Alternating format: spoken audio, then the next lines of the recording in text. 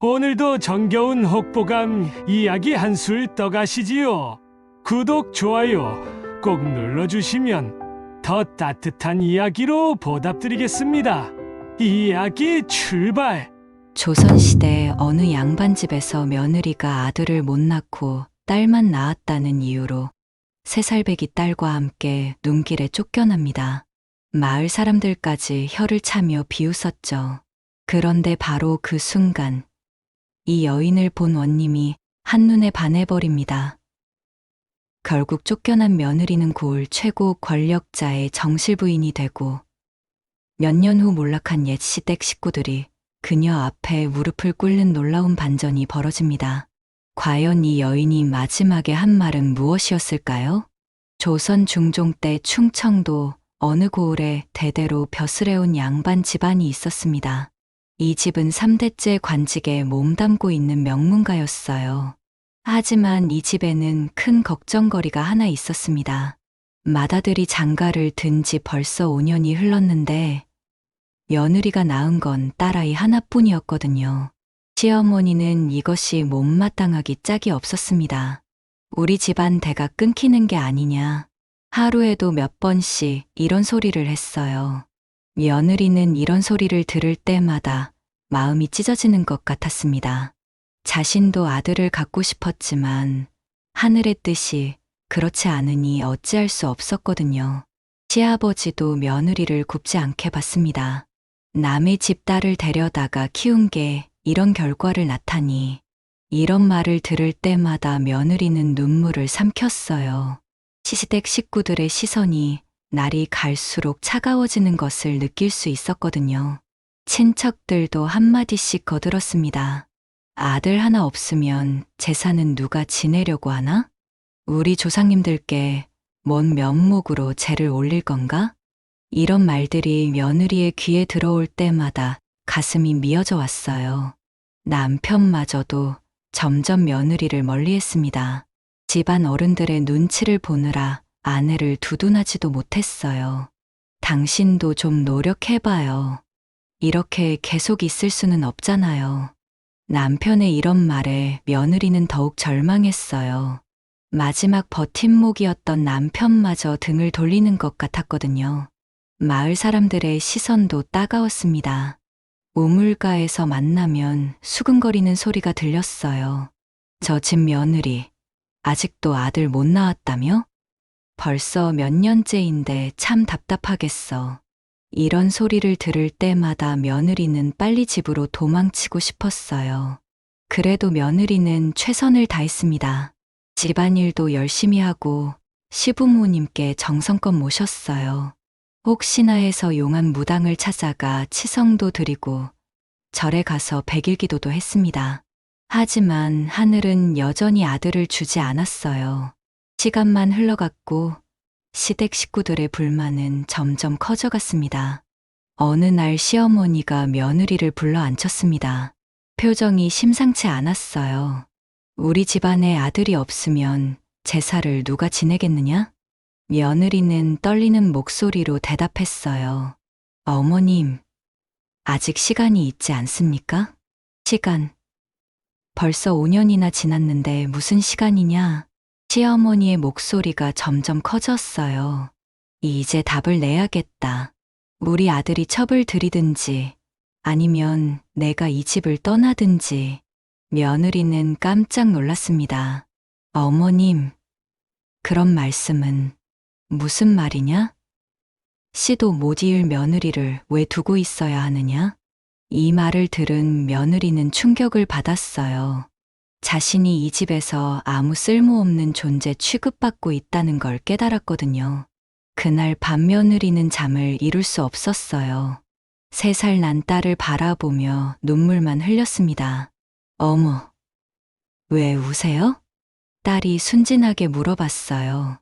아무것도 아니야. 엄마가 그냥 기뻐서 그래. 며느리는 딸에게 걱정을 끼칠까봐 웃으려고 노력했지만 마음은 찢어질 것 같았어요. 며칠 후 집안 회의가 열렸습니다. 며느리의 처분을 논의하는 자리였어요. 며느리는 사랑방 밖에서 기다려야 했습니다. 시아버지가 말문을 열었습니다. 이 집안의 대를 이을 아들이 없다. 이런 상황에서 어떻게 해야 할지 의논해보자. 친척들도 한마디씩 거들었어요. 아들 못 낳는 여자를 두고 있을 이유가 있나요? 다른 집 규수를 새로 맞아들이는 게 낫겠어요. 첩이라도 들여서 아들을 낳게 해야죠. 그런데 가장 가혹한 말을 한 사람은 시어머니였습니다. 딸아이도 함께 내보내야 해요. 우리 집안과는 상관없는 아이잖아요. 이 말에 맏아들도 깜짝 놀랐어요. 어머니, 그래도 제 딸인데 아들도 못 낳은 년의 딸이 우리 집에 무슨 필요가 있느냐? 괜히 입만 하나 더 늘리지. 며느리는 사랑방 밖에서 이 모든 이야기를 들어야 했어요. 자신에 대한 이야기인데도 아무 말할 권리가 없었거든요. 결국 결론이 내려졌습니다. 며느리를 내보내고 새로운 며느리를 맞아들이자. 며느리는 이 말을 듣고 눈물이 쏟아졌어요. 하지만 울어도 소용없었습니다. 시어머니가 더욱 가혹한 말을 했어요. 딸아이도 데려가라. 우리 집안과는 상관없는 아이다. 이 말에 며느리는 정말 절망했습니다. 새 살배기 딸까지 버리라는 거였거든요. 며느리가 애원했어요. 딸아이만은 두고 가게 해주세요. 아이에게 무슨 죄가 있습니까? 하지만 시어머니는 냉정했어요. 아들도 못 낳을 놈의 딸이 우리 집에 무슨 필요가 있느냐? 함께 꺼져라. 맏아들도 결국 어머니 편을 들었어요. 미안하지만 어머니 뜻을 따라야겠소. 며느리는 남편의 배신에 더욱 큰 상처를 받았어요. 그것도 모자라 시어머니가 마지막 통보를 했습니다. 내일 아침까지 짐을 싸서 나가라. 하루라도 더 있으면 안 된다. 며느리는 그 말을 듣고 정신이 아찔했어요. 갈 곳도 없고 의지할 사람도 없는데 어떻게 하라는 거였나요? 하지만 이미 집안의 결정이 내려진 후였어요. 아무리 애원해도 소용없었습니다. 그날 밤 며느리는 짐을 쌌어요. 가져갈 수 있는 건 별로 없었습니다. 옷가지 몇 벌과 딸의 물건들 뿐이었어요. 딸아이는 무슨 일인지 모르고 엄마 곁에서 잠들었어요. 며느리는 잠든 딸을 바라보며 또 눈물을 흘렸습니다. 이 아이는 무슨 죄가 있다고 이런 일을 당해야 하나. 다음 날 아침 정말 매서운 추위가 몰아쳤어요. 눈까지 내리기 시작했습니다. 시어머니가 냉정하게 말했어요. 이제 나가라. 더 이상 여기 있을 자격이 없다. 며느리는 3살 딸을 등에 업고 작은 보따리 하나만 들고 집을 나섰어요. 딸아이가 추위에 떨며 말했습니다. 엄마, 어디 가는 거예요? 잠깐 나들이 하는 거야. 금방 따뜻한 곳에 갈 수 있을 거야. 며느리는 딸에게 거짓말을 해야 했어요. 진실을 말하기에는 아이가 너무 어렸거든요. 대문을 나서는 순간 찬바람이 옷깃을 파고들었어요. 눈발도 점점 거세졌습니다. 마을 사람들은 이 광경을 보고 수근거렸어요. 아들 하나 못 낳아 내쫓겼다지? 저 집안 꼴 잘 돌아간다. 그 좋은 며느리를 저렇게 내쫓다니. 하지만 동정하는 목소리보다는 비웃는 목소리가 더 많았어요. 역시 아들을 못 낳으면 저런 꼴을 당하는 거야. 우리도 조심해야겠어. 며느리는 이런 소리를 들으면서도 고개를 들고 걸었어요. 굽실거릴 수는 없었거든요. 하지만 마음속으로는 정말 막막했어요. 갈 곳도 없고 먹을 것도 없었으니까요. 친정은 너무 멀었어요. 게다가 친정 부모님도 이미 세상을 떠난 지 오래였습니다. 친척들이 있긴 했지만 이런 상황에서 찾아가기는 어려웠어요. 모두들 그 양반집 눈치를 볼 테니까요. 눈은 점점 더 세게 내렸어요. 며느리의 옷과 머리카락이 하얗게 눈으로 덮였습니다. 딸아이도 추위에 떨기 시작했어요. 엄마, 추워요. 집에 가고 싶어요. 조금만 더 참아라. 곧 따뜻한 곳을 찾을 거야. 하지만 며느리 자신도 어디로 가야 할지 모르는 상황이었어요. 시장 근처를 지날 때 몇 사람이 동정 어린 시선을 보냈지만 실질적인 도움을 주는 사람은 없었어요. 어디에도 모녀를 받아줄 곳은 없었습니다. 모든 사람들이 그 양반집을 의식해서 거들떠보지도 않았거든요. 하루 종일 눈속을 헤매던 모녀는 지쳐갔어요. 딸아이는 배가 고프다고 울기 시작했습니다. 엄마, 배고파요. 밥 주세요. 며느리는 가슴이 찢어질 것 같았어요. 아이에게 줄 음식이 없었거든요. 조금만 더 기다려라.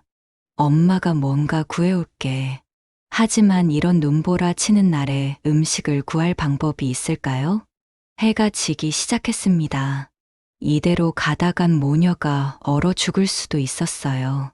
며느리는 절망적인 마음으로 하늘을 올려다봤습니다. 하느님, 아이만이라도 살려주세요. 제가 무슨 잘못을 했다고 이 아이까지 이런 고생을 시키시나요? 그때 마침 멀리서 가마 행렬이 다가오는 것이 보였어요. 고을 원님이 순실을 나온 것이었습니다. 보통 같으면 평민들은 길가에 엎드려야 했지만 며느리는 너무 지쳐서 그럴 힘도 없었어요. 딸아이를 품에 꼭 안고 길 한쪽에 주저앉아 있었습니다. 원님은 가마에서 이 광경을 목격했어요.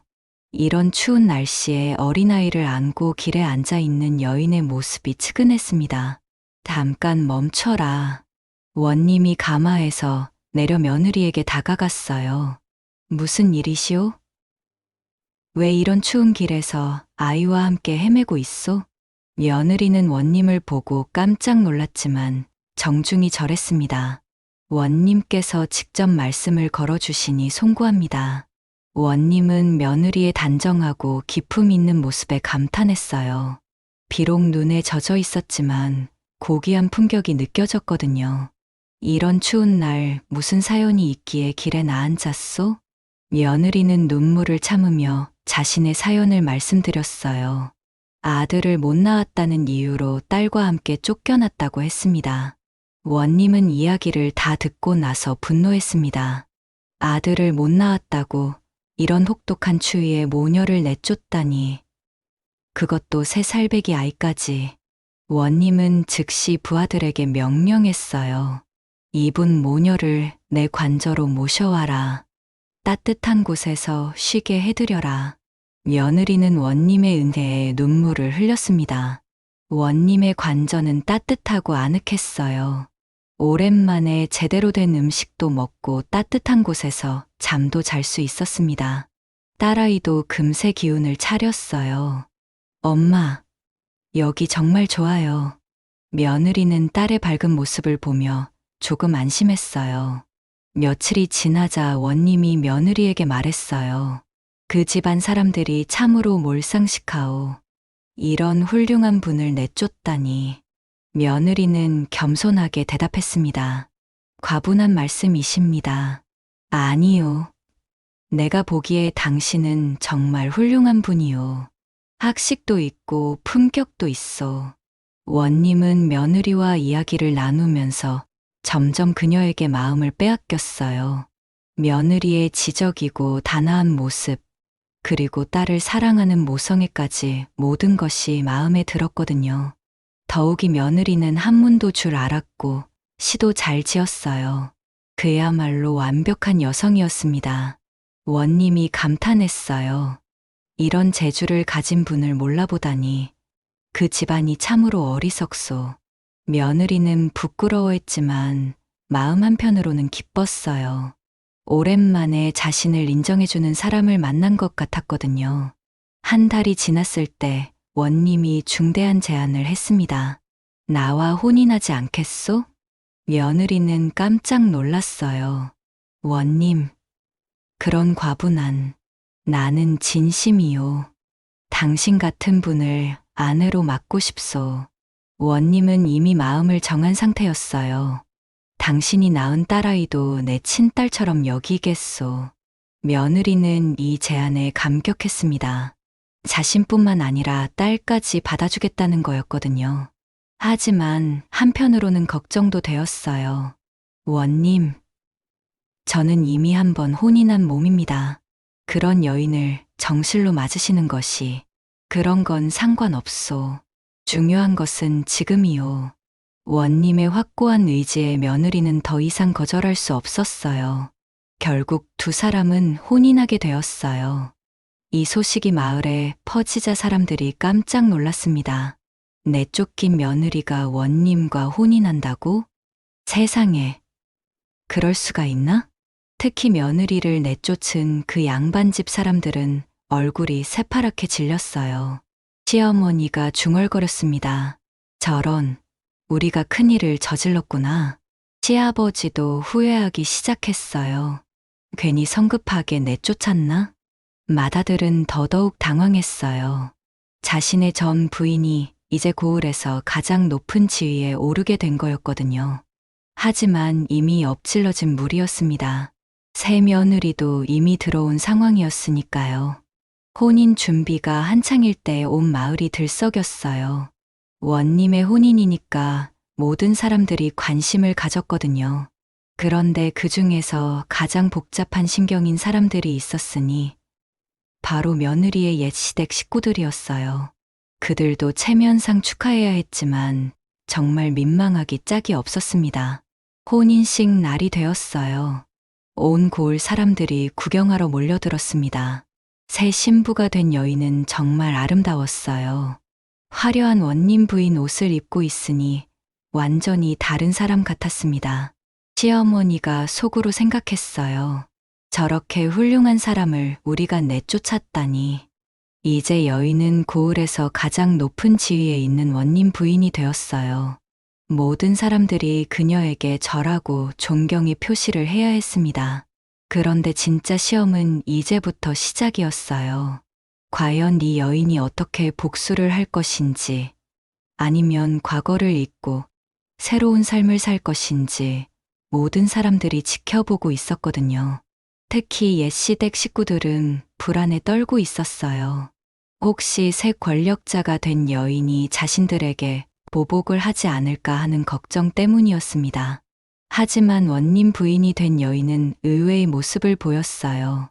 과거의 일을 들추지도 않았고 옛 시댁에 해코지를 하지도 않았습니다. 오히려 더욱 겸손하고 자애로운 모습을 보였어요. 고을의 어려운 사람들을 돕고 선정을 베푸는 원님을 뒷받침하는 현명한 부인이 되었습니다. 사람들은 감탄했어요. 정말 훌륭한 분이야. 저런 일을 당하고도 원망하지 않다니. 그야말로 성인의 마음가짐이로구나. 하지만 운명의 장난은 아직 끝나지 않았어요. 몇 년 후 정말 놀라운 일들이 벌어날 예정이었거든요. 원님 부인이 된 여인은 그 후로도 계속 현명하게 살았어요. 과거의 상처를 원망으로 바꾸지 않고 오히려 감사의 마음으로 승화시켰습니다. 딸아이도 원님의 사랑을 받으며 건강하게 자랐어요. 원님은 정말 친딸처럼 아꼈습니다. 최고의 스승을 붙여서 그를 가르치고 예의범절도 익히게 했어요. 몇 년이 흘렀습니다. 그동안 여인의 옛 시댁에는 여러 가지 일들이 벌어졌어요. 먼저 맏아들이 새로 맞은 부인이 문제였습니다. 이 여자는 성격이 까다롭고 욕심이 많았어요. 집안을 휘젓고 다니며 온갖 문제를 일으켰습니다. 새 며느리가 시어머니에게 대들었어요. 어머니는 옛날 사람이라 요즘 세상을 모르세요. 이런 말을 서슴없이 했습니다. 시어머니는 이런 며느리를 감당하기 힘들어했어요. 이전 며느리는 아무리 구박해도 말댔고 한 번 안 했는데 시어머니는 자꾸 전 며느리 생각이 났어요. 게다가 새 며느리도 아들을 낳지 못했습니다. 딸만 둘을 낳았어요. 그것도 몸이 약해서 자주 아팠습니다. 시어머니가 한숨을 쉬었어요. 그 며느리를 내쫓고 이런 며느리를 들였으니 아들 문제로 전 며느리를 내쫓았는데 새 며느리도 똑같이 아들을 못 낳으니 할 말이 없었어요. 더욱이 새 며느리는 시댁 식구들과 늘 다퉜어요. 돈 문제로도 갈등이 많았고 육아 방식을 두고도 의견이 맞지 않았습니다. 집안 분위기는 점점 나빠졌어요.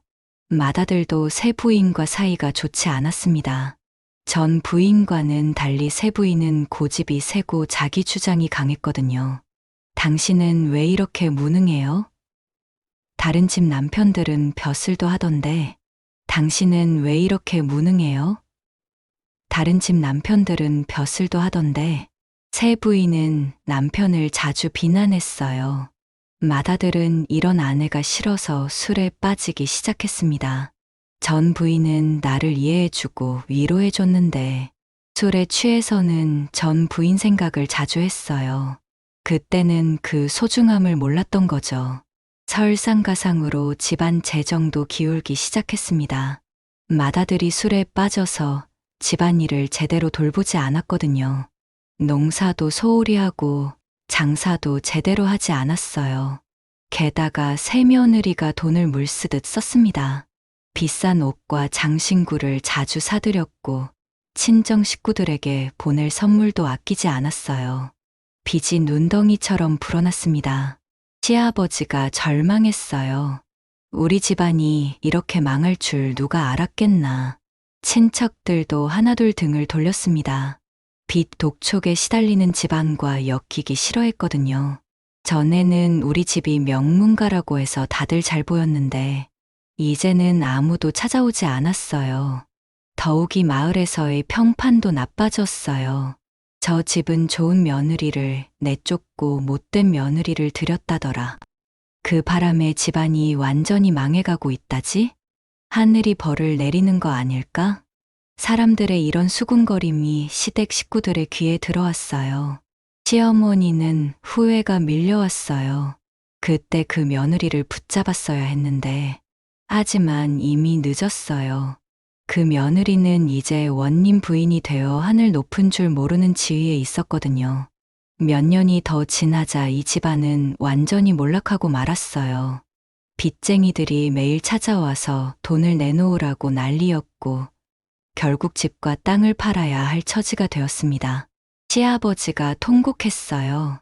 조상 대대로 살아온 집을 팔아야 한다니. 하지만 어쩔 수 없었어요. 빚을 갚지 못하면 감옥에 갈 수도 있었거든요. 그런데 설상가상으로 더 큰 문제가 생겼어요. 집안에 남은 재산을 둘러싸고 친척들 사이에 큰 다툼이 벌어진 거예요. 누가 얼마를 가져갈 것인지를 두고 서로 소송을 걸었습니다. 시어머니와 새며느리도 서로 원수가 되었어요. 어머니가 저를 미워해서 이렇게 된 거예요. 아니다. 내가 돈을 너무 많이 써서 이렇게 된 거다. 모녀간에 서로 책임을 떠넘기며 싸웠어요. 맏아들은 이런 상황이 견디기 힘들어서 술만 마셨습니다. 모든 것이 내 잘못이야. 전 부인을 지켜주지 못한 내 잘못이라고. 이제 이 집안은 완전히 풍비박산이 났어요. 결국 이 사건은 원님 앞에서 재판을 받게 되었어요. 친족 간의 재산 다툼이라 관하에서 해결해야 했거든요. 재판 날짜가 잡혔다는 소식을 들은 시댁 식구들은 벌벌 떨었어요. 원님 앞에 나가야 한다니.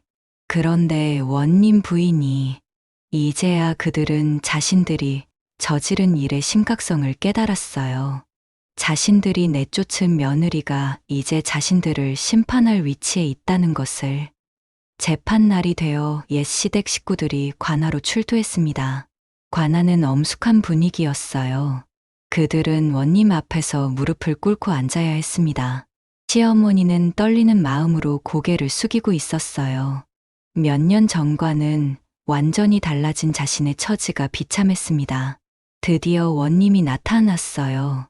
그런데 그 옆에는 단아하고 고귀한 부인이 함께 있었습니다. 시어머니는 처음에 그 부인이 누군지 알아보지 못했어요. 너무나 고귀하고 아름다운 모습이어서 몇 년 전의 며느리와는 전혀 달라 보였거든요. 하지만 자세히 보니, 저 사람이. 그 순간 시어머니는 깨달았습니다. 원님 옆에 앉아있는 부인이 바로 자신들이 내쫓은 며느리라는 것을. 시아버지도 눈을 크게 뜨며 놀랐어요. 저 사람이 우리 며느리였던. 맏아들은 더더욱 당황했습니다. 자신의 전 부인이 이제 고을에서 가장 높은 지위에 있는 원님 부인이 된 거였거든요. 새 며느리도 이 상황을 이해하고는 얼굴이 새파랗게 질렸어요. 원님이 재판을 시작했습니다. 이 사건의 경위를 말해보시오. 시아버지가 떨리는 목소리로 상황을 설명했어요. 하지만 내내 원님 부인의 시선을 의식하지 않을 수 없었습니다. 원님 부인은 조용히 앉아 있었지만 그 존재감만으로도 옛 시댁 식구들을 압도했어요. 과거에 자신을 구박하던 사람들이 이제 자신 앞에서 무릎을 꿇고 있는 모습을 보니 감회가 새로웠을 거예요. 재판이 진행되는 동안 시어머니는 계속 원님 부인을 힐끗힐끗 쳐다봤습니다.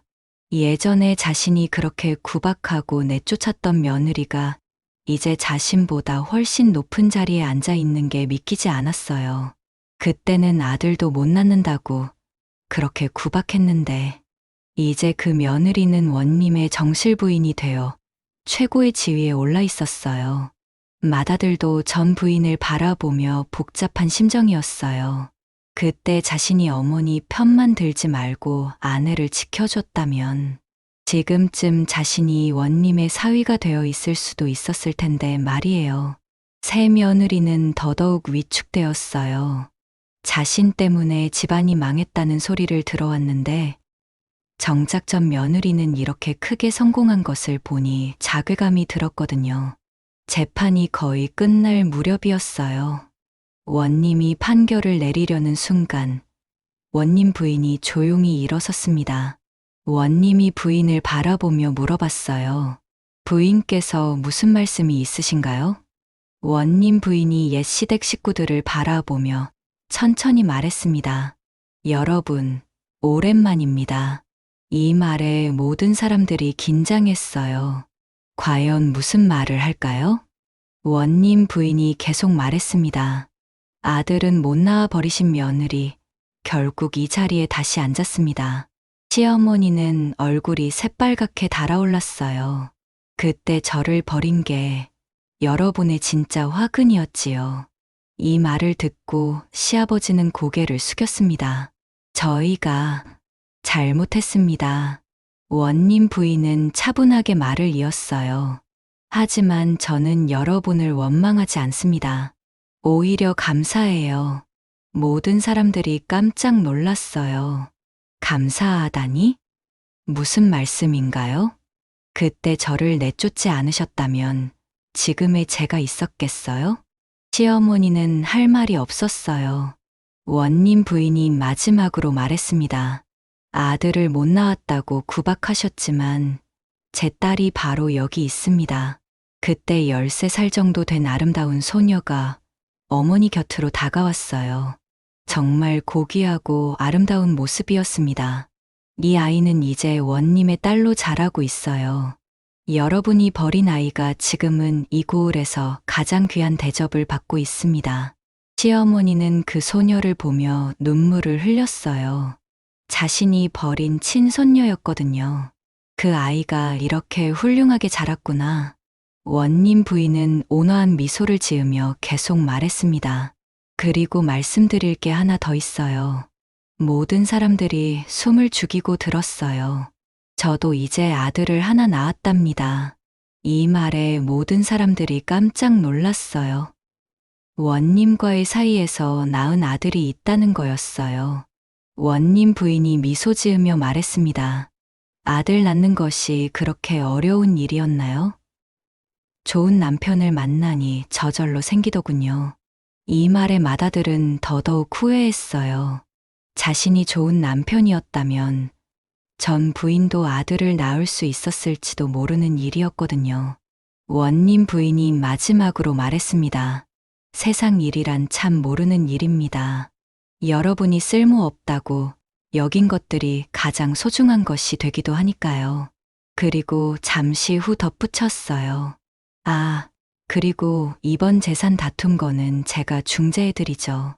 원님께 건의해서 합리적으로 해결하도록 하겠습니다. 시댁 식구들은 이 말을 듣고 감격했어요. 원수가 될 수도 있었던 전 며느리가 오히려 도움을 주겠다고 하니까요. 저희가 그렇게 모질게 대했는데도 원님 부인이 온화하게 말했습니다.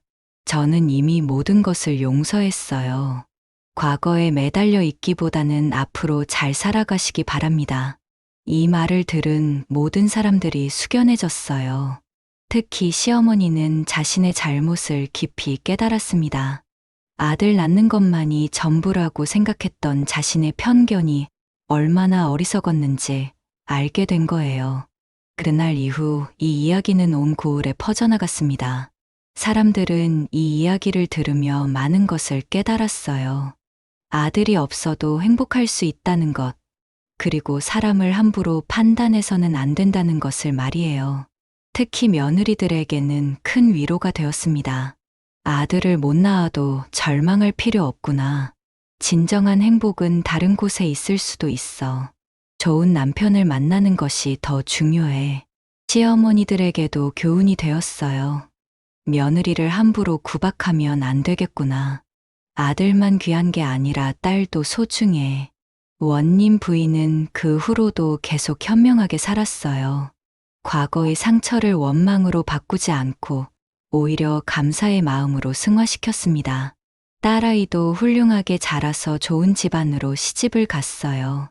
원님의 딸로 자란 덕분에 최고의 교육을 받을 수 있었거든요. 아들도 건강하게 자라서 훌륭한 청년이 되었어요. 원님과의 사이에서 낳은 아들이었지만 원님 부인은 딸과 아들을 똑같이 사랑했습니다. 아들이든 딸이든 모두 소중한 자식이라는 걸 알고 있었거든요. 몇 년 후 옛 시댁의 시어머니가 병들어 죽게 되었을 때 원님 부인은 조문을 갔어요. 사람들은 깜짝 놀랐습니다. 그렇게 구박받았는데도 조문을 가시다니 정말 성인의 마음이로구나. 원님 부인은 시어머니의 임종을 지켜보며 말했습니다. 편히 가세요. 모든 걸 용서합니다. 오히려 감사해요. 어머님 덕분에 지금의 제가 있었으니까요. 시어머니는 눈물을 흘리며 마지막 말을 했어요. 내가 잘못했다. 용서해다오. 너 같은 며느리를 내가 몰라봤다. 원님 부인의 너그러운 마음에 모든 사람들이 감동했습니다. 이 이야기는 후세에까지 전해져서 많은 교훈을 주었어요. 첫째, 사람을 함부로 판단해서는 안 된다는 것입니다.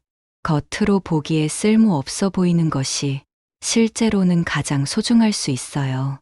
둘째, 아들과 딸을 차별해서는 안 된다는 것입니다. 모든 아이는 똑같이 소중한 존재예요.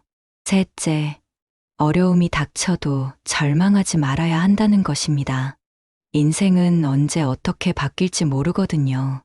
넷째, 원망보다는 감사하는 마음을 가져야 한다는 것입니다. 나쁜 일도 결국에는 좋은 일의 씨앗이 될 수 있어요. 다섯째, 진정한 행복은 남들의 인정이 아니라 자신의 마음가짐에 달려있다는 것입니다. 여섯째, 좋은 배우자를 만나는 것이 얼마나 중요한지 보여줍니다. 서로 사랑하고 존중하는 부부가 되면 모든 것이 달라져요. 일곱째, 용서와 화해의 힘을 보여줍니다.